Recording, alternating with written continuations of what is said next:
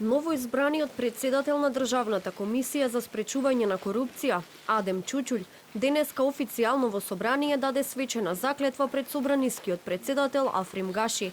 Во своето прво обраќање како председател на антикорупцијска, Чучулј порача дека заедно со неговиот тим ќе бараат интегритет, одговорност и транспарентност од сите институции. Како председател на Државната комисија ќе се залагам за транспарентна работа на институцијата, но и ќе барам како тим ќе бараме одговорност и транспарентност со сите институции.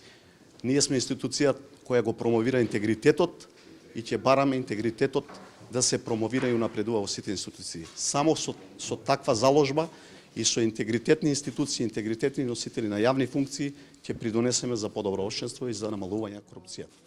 Во меѓувреме денеска во клубот на пратеници ДКСК го одбележа меѓународниот ден за борба против корупцијата.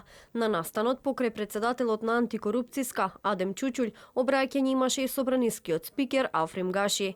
Тој порача дека борбата против корупцијата не се води сама по себе, туку секој поединец во државата има своја одговорност. Кога станува збор за собранието, сакам да бидам прецизен и јасен, собранието не е наблюдувач на оваа битка, туку компасот што ја насочува државата по патот на интегритетот.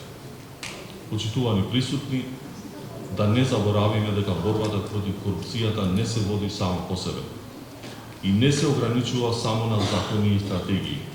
Амбасадорите на Швајцарија и Шведска во Македонија, Кристоф Зомер и Ола Сулстром, во своите обраќања порачаа дека еден од клучните фактори за искоренување на корупцијата е транспарентноста на институциите.